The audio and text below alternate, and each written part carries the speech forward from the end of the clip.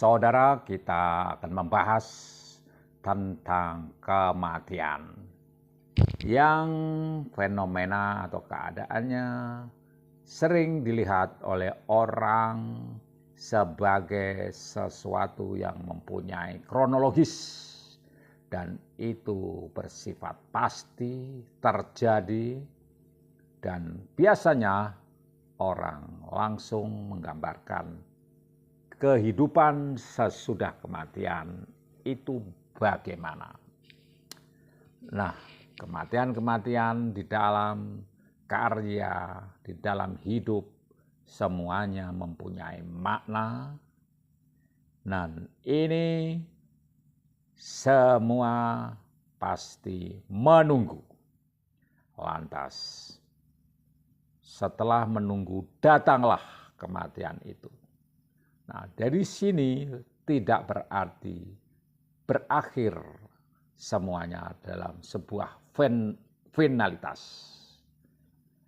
Ada sesuatu yang dilupakan dalam kehidupan oleh orang-orang yang sudah sampai pada titik kematian ini. Ia melupakan semua kehidupan sebelumnya. Namun ini tidak berarti selesai. Jadi ada kontradiksi dan kontradiksi yang dapat terjadi, namun itu merupakan paradoks. Sama-sama terjadi dan benar. Walaupun kelihatannya berlawanan, tapi ada kebenaran pada masing-masing. Di sini Maurice Blanchard mempunyai proyek modernitas di mana pembaharuan sikap kita dan kesediaan kita berubah dengan pemahaman baru ini sangat penting guna menunjukkan suatu progresivitas kita terhadap suatu sifat yang masih zaman dulu dikatakan ini adalah sikap modern. Nah, modern ini dengan konsep yang dibawa oleh Maurice Blanchard, kedalamannya tentu dapat kita beri suatu pendapat tentangnya. Mungkin kita beranggapan tidak mungkin kita mengukur kedalaman dari konsep modernis Maurice Blanchard ini. Dalam hal ini berkonteks tentang kematian, melupakan, menunggu, dan finalitas. Mengapa hal ini tidak mungkin dapat diukur kedalamannya? Karena ternyata walaupun secara fenomena ada yang disebut kematian, yang dipikirkan oleh Maurice Blanchard adalah kematian ini tidak bisa dialami. Nah, kematian memang terjadi, namun tidak bisa dialami. Artinya seseorang mungkin dia dapat merasakan saat-saat ajal mau menjemput, namun sesungguhnya ia tidak dapat mengalaminya karena dia tidak tahu apa-apa sesudah itu. Pada saat itu terjadi yang namanya melupakan atau lupa. Nah, pada saat proses kematian itu terjadi, seseorang mungkin dikatakan menunggu. Tetapi pada saat titik kematian itu terjadi, ia tidak mengalami. Karena dia tidak tahu apa-apa. Dan akhir dari kehidupannya bisa dikatakan ambigu. Karena kita dengar pendapat bahwa kematian itu adalah titik awal dari kehidupan berikutnya. Oleh karena itu, Maurice Blanchard tidak berusaha menempatkan kematian itu sebagai subjek dari pandangan imajinernya. Pantulan imajiner tentang kematian itu tidak diletakkan terhadap posisi kematian. Dan tidak pula dia berusaha membangun ulang fenomena kematian. Ia tetap mengatakan ketidakmungkinan mengalami kematian. Jadi artinya orang itu akan tetap hidup walaupun dia secara biologi sudah mati. Nah, di sini saudara kita melihat ada yang disebut sebagai kompleksitas atau kekomplekan, kerumitan menunggu dan melupakan pada saat-saat titik kematian itu terjadi.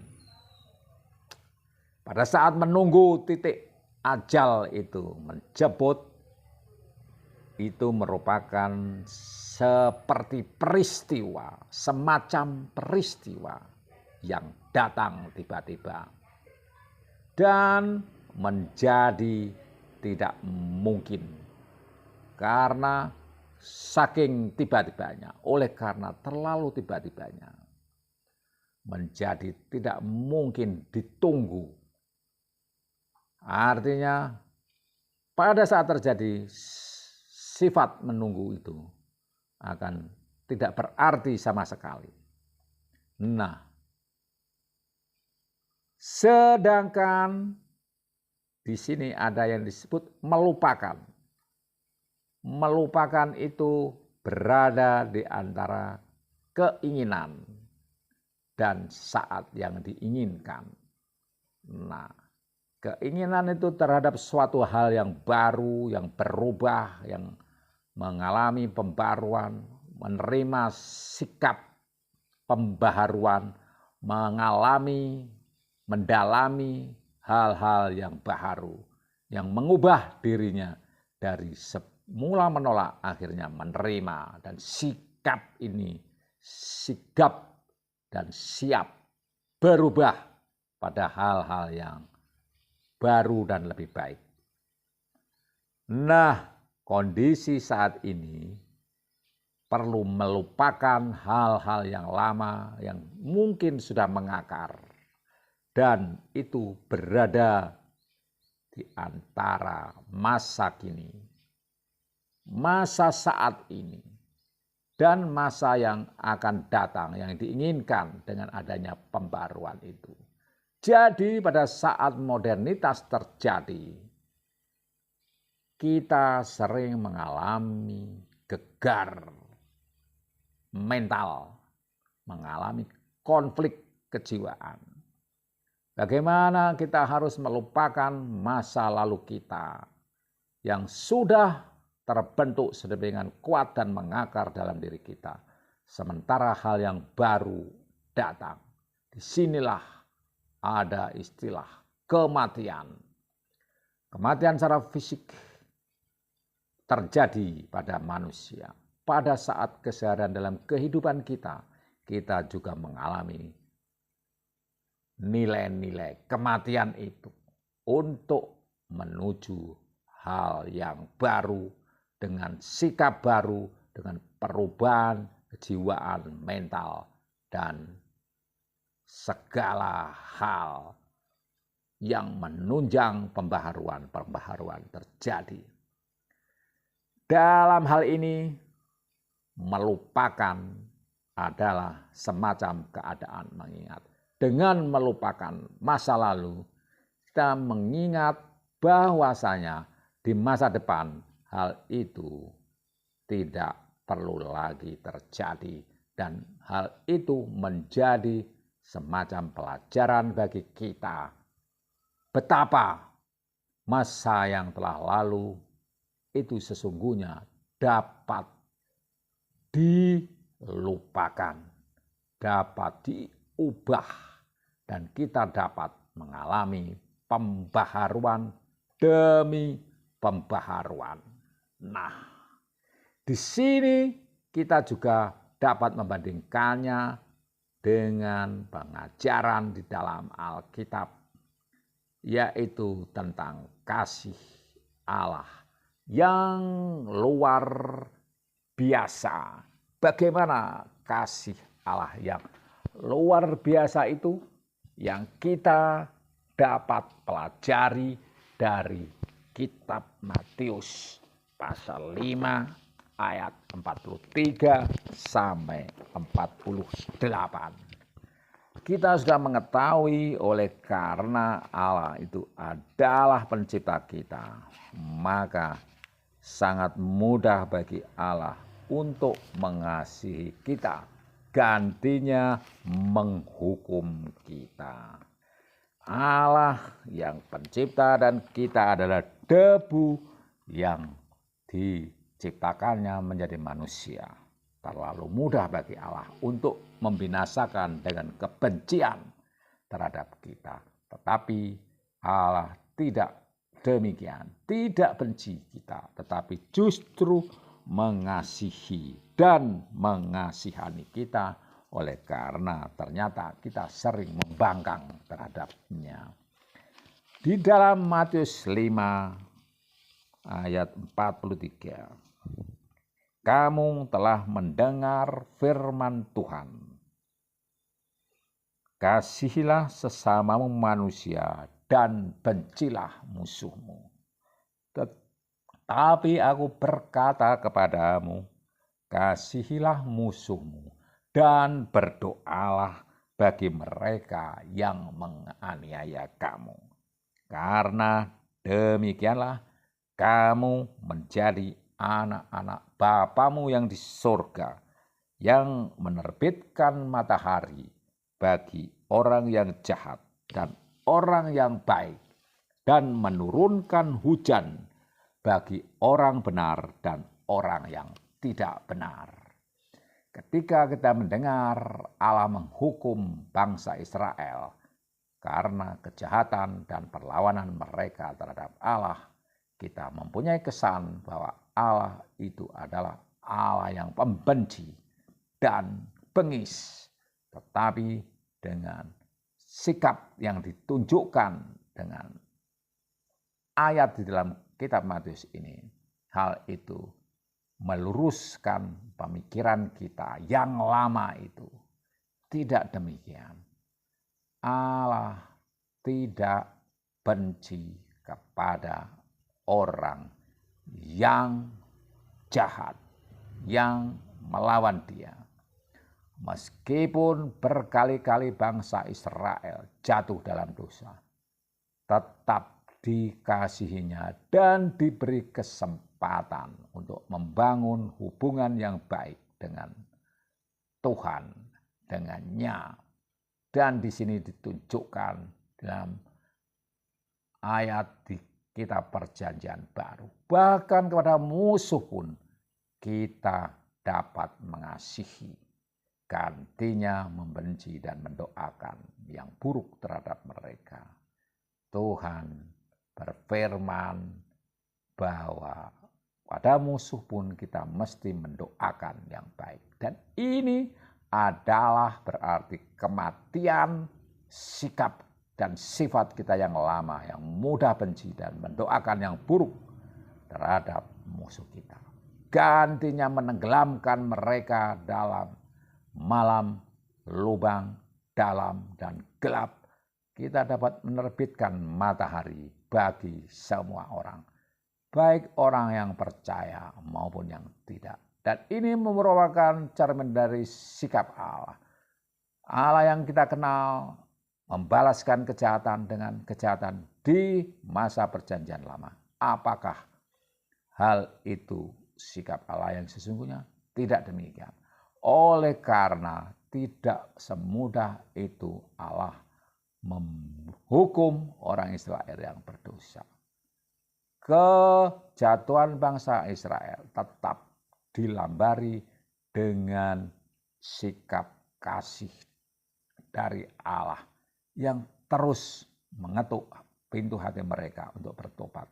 Namun kejatuhan dan kebinasaan mereka, kehancuran mereka itu bukan karena tindakan Allah yang langsung terjadi begitu saja, tetapi adalah proses di mana orang Israel sendiri itulah yang terus menolak, dan melawan, dan justru itu yang menjerumuskan mereka ke dalam kehancuran Yerusalem, kehancuran Israel, Yudea dan Samaria, kehancuran bait Allah. Dan itu adalah pilihan mereka sendiri. Karena di sini berlaku hukum sebab akibat. Siapa yang menabur angin akan menuai badai. Siapa yang menabur akan menuai tabur dan panen. Itu perbuatan kita sendiri yang membuat, dan secara alami kita akan panen terhadap perbuatan kita. Bukan Allah langsung menghukum. Tuhan tetap memberi kesempatan kepada kita untuk bertobat. Dan ketika terjadi pembinasaan itu semata-mata hukum alam yang terjadi. Semua yang berbuat jahat akan panen kejahatan, pemanen hasil kejahatannya. Tetapi kasih Allah tidak pernah luntur. Dan itu yang direfleksikan dalam Matius ini. Kasihilah musuhmu, kasihlah orang yang jahat kepadamu, kasihlah umat yang jahat, dan beri mereka kesempatan untuk bertobat. Ketika mereka terus menolak, di situ mereka sendiri sudah menggali kubur sendiri. Bukan kita yang menggali kuburnya. Atau dalam istilah lainnya itu apa? Alam semesta yang berbicara. Sehingga sebagian dari antara kita menyatakan apa? Kita serahkan kepada semesta. Atau kita biarkan Allah yang berperkara. Nah, bagaimana? Apakah Allah yang menghukum mereka? Ternyata di sini tidak. Yang terjadi adalah mereka orang jahat itulah yang menghukum dirinya sendiri. Dan Allah tetap mengasihi. Apalagi orang yang tidak mau jatuh dalam kejahatan. Dan di sini dengan filsafat Maurice Blanchard kita dapat memahami tidak semudah itu proses di dalam fenomena kematian. Kedalaman proyek modernitas perubahan sikap dari Maurice Blanchard ini tidak semudah membalik telapak tangan kita memahami tentang adanya kematian sebagai akibat suatu perbuatan dan hukuman yang diberikan oleh Tuhan dan alam semesta. Tidak semudah itu kita dapat melupakan proses demi proses sehingga kematian atau hukuman terjadi. Dan tidak semudah itu pula kita dapat menangkap proses menunggu saat-saat itu terjadi. Dan bagaimana hasil akhirnya. Karena semuanya itu merupakan sebuah peristiwa yang mungkin terjadi. Dan pada saat itu kita berada pada satu titik harus melupakan masa lalu atau memandang masa depan atau terkungkung di dalam masa lalu. Sehingga kita tidak bergerak apa-apa. Dan itu jelas bukan pilihan kita. Kita harus tetap bergerak karena bumi pun berputar.